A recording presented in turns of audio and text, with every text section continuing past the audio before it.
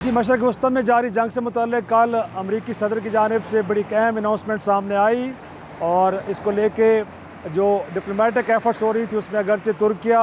मिस्र और पाकिस्तान रोल अदा कर रहे थे, लेकिन इसमें कलीदी रोल पाकिस्तान ने अदा किया। और अब इसको वेस्टर्न मीडिया भी रिपोर्ट कर रहा है कि कल फील्ड मार्शल सैयद आसिम मुनीर ने अमरीकी सदर डोनाल्ड ट्रंप के साथ एक तवील गुफ्तगू की टेलीफोनिक, जिसके बाद अमरीकी सदर की जानिब से ईरान पर अगले 5 रोज़ के लिए हमले बंद करने का ऐलान किया गया। अगर सिचुएशन इस वक्त भी वहाँ पे टेंस है और देखा यह गया है कि ईरान की जानिब से इस वक्त भी इजराइल पे अटैक्स हो रहे हैं और इसी तरह इजराइल ने भी कुछ अटैक्स किए हैं ईरान के ऊपर, लेकिन इस दौरान जो डिप्लोमेटिक एफर्ट्स हैं वो ऑन हैं। और इस वक्त भी मेरी जो वजारत ख़ारजा के अंदर कुछ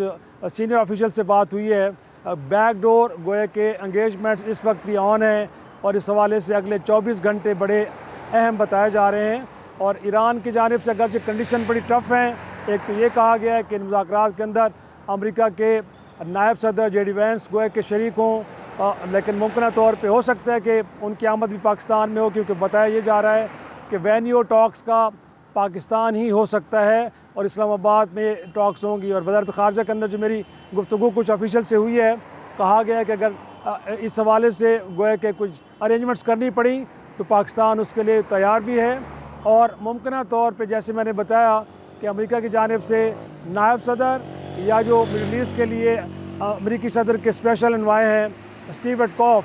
उनकी आमद मुतवक्के है, जबकि ईरान की जानिब से उनके जो वज़ीर ख़ारजा हैं अब्बास अरागची गोया के मुमकिन तौर पे वो भी पाकिस्तान आ सकते हैं। तो गोया के इस वक्त जो पाज आया है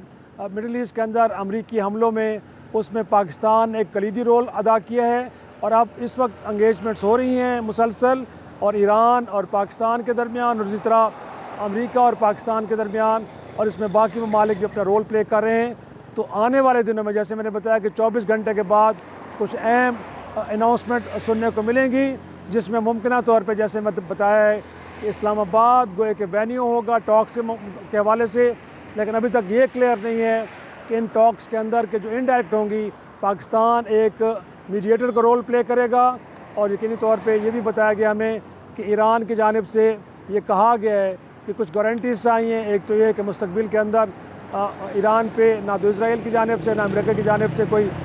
हमले होंगे, बल्कि खित्ते के जो दीगर ममालिक हैं उनके साथ भी ईरान कुछ रिटन एश्योरेंस चाहता है कि उनकी साइल ईरान के ख़िलाफ़ इस्तेमाल नहीं होगी। और दूसरी जानब आपको मालूम है कि अमेरिका की जानिब से जो प्राइम मुतालबा है वो यही है कि ईरान का जो न्यूक्लियर प्रोग्राम है उसको ख़त्म कर दिया जाए। उसके साथ साथ ये है कि खित्ते के अंदर जो अमेरिका के हवाले से कहा जा रहा है कि उनकी डिमांड्स हैं कि जो प्रॉक्सीज़ हैं ईरान की, उनका ख़ात्मा भी होना चाहिए। तो इसको ले के डायलॉग टेबल गोया के सजने के लिए तैयार है और मुमकिन तौर पे इसका मेज़बान पाकिस्तान हो सकता है, जिसके लिए जो ज़रूरी अरेंजमेंट्स हैं वो दफ्तर ख़ारजा के हवाले में